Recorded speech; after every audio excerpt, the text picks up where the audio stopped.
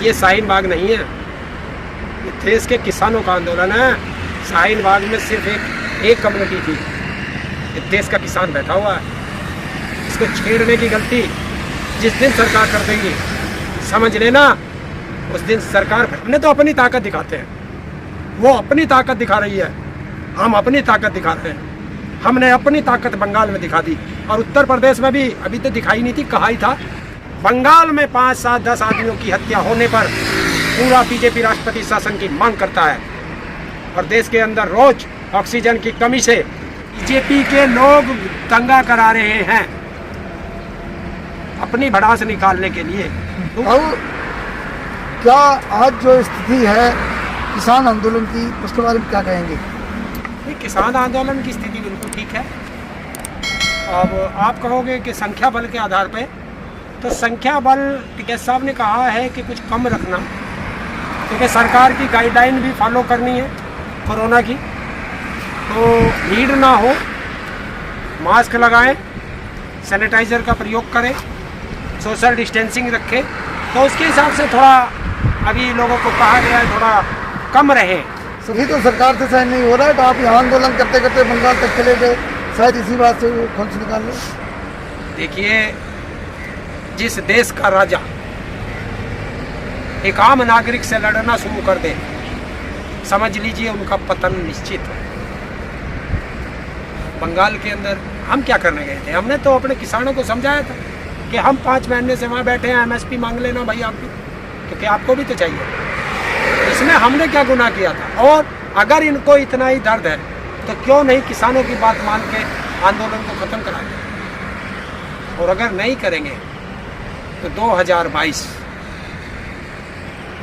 Bengal Taylor था, picture अभी बाकी है, ये इनको बता दें। लेकिन ये कहा जा रहा है, बीजेपी बार बार कह रही है कि जब ममता बनर्जी चुनाव जीती तो तमाम लोगों ने बधाई दी, देश के कोने कोने से बधाइयाँ उनको दी गई, लेकिन आज बंगाल में हिंसा हो रही है तो कोई नहीं बोल रहा है उसको। देखिए, मैं बताना चाहता हूँ, बंगाल में क्या 10-12 लोगों एक्सपायर हुए, उसमें अभी मैंने कहा कि एक बीजेपी के कार्यकर्ता ने अपनी माँ को पीट दिया और बता दिया TMC के गुंडे पीट के गए। उसके छोटे बेटे ने बताया कि ये तो बड़े भाई ने पीटी है। ये दूसरी चीज, देश का स्वास्थ्य मंत्री बंगाल हिंसा पे, और वो हिंसा कब हुई? जब पूरा प्रशासन चुनाव आयोग के हैंड ओवर था, तो उस हिंसा के जिम्मेदार चुनाव आयोग है। और भारत का स्वास्थ्य मंत्री इस आपदा काल में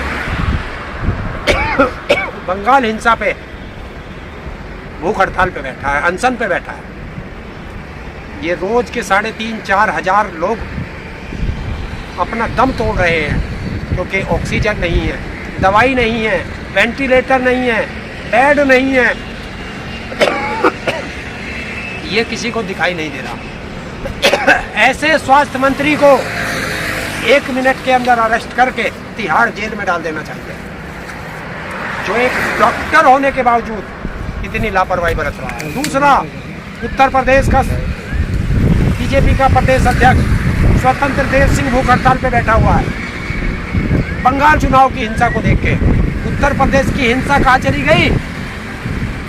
गोरखपुर के अंदर हारे हुए प्रत्याशियों को जीत का प्रमाण पत्र दे दिया गया और वहां हिंसा हुई, पुलिस चौकी तक जला दी गई।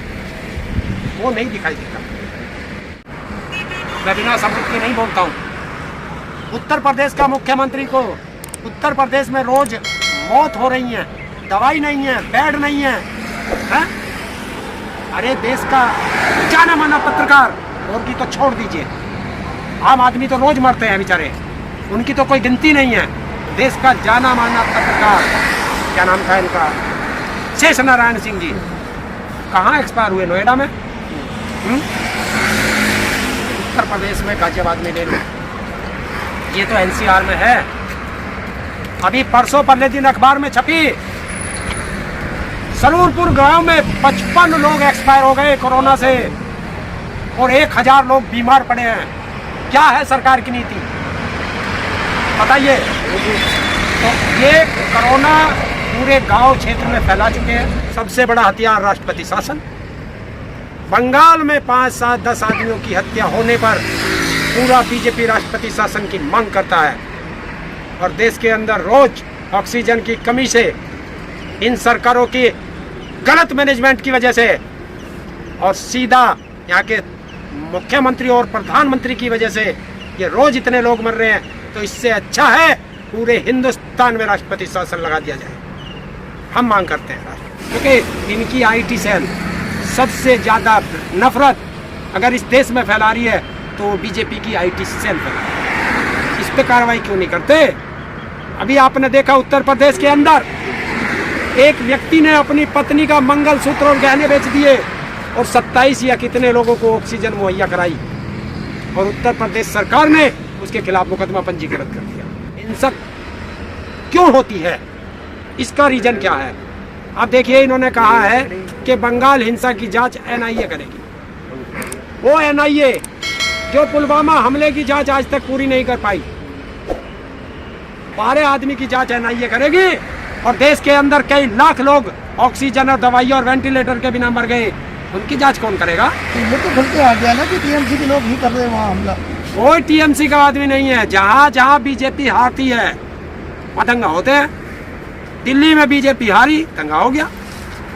बंगाल में बीजेपी हारी, दंगा हो गया। तो आपका ये मानना है कि बीजेपी ही दंगा कर रहा है? बीजेपी के लोग दंगा करा रहे हैं अपनी भड़ास निकालने के लिए, दूसरी सरकारों को बदनाम करने के लिए। अच्छा, तब जब 2022 की तैयारी कैसी चल रही है? देखिए, ये किसान है, और हमारे तो नेता भी कह चुके, राकेश टिकैत जी, सारे संयुक्त किसान मोर्चा कह चुका कि बंगाल तो एक टेलर था, पिक्चर अभी उत्तर प्रदेश बाकी है। अगर किसानों की बात नहीं सुनी गई तो पूरे देश का किसान उत्तर प्रदेश के अंदर हर घर घर तक प्रचार करेगा और बीजेपी के खिलाफ करेगा। तब जिस तरह कोरोना बढ़ा था, शाहीनबाग में भी आंदोलन चल रहा था, वहाँ कोरोना का नाम लेकर उनको खदेड़ दिया गया था। क्या आप लोगों के साथ अगर ऐसा हुआ तो आप क्या करेंगे? क्रांति, असहयोग क्रांति। पता चला कि रातों रात हटा दिए गए। सुबह कहाँ जाएंगे? रात को हमको छेड़ दिया तो सुबह कहाँ जाएंगे? ये शाहीनबाग नहीं है, ये देश के किसानों का आंदोलन है। शाहीनबाग में सिर्फ एक कम्युनिटी थी, देश का किसान बैठा हुआ है। इसको छेड़ने की गलती जिस दिन सरकार कर देगी, समझ लेना उस दिन सरकार भट्टी में जल जाएगी। लेकिन सरकार तो अपनी बात में अभी भी अटक है, मानती नहीं है आप लोगों को किसान। तो क्या हो गया? हम भी किसान अपनी बात पे अड़ी गए। हमें मत मानो, हमने कद कहा वो हमें किसान माने। हमने तो अपनी ताकत दिखाते हैं, वो अपनी ताकत दिखा रही है, हम अपनी ताकत दिखा रहे हैं। हमने अपनी ताकत बंगाल में दिखा दी, और उत्तर प्रदेश में भी अभी तो दिखाई नहीं थी, कहा ही था।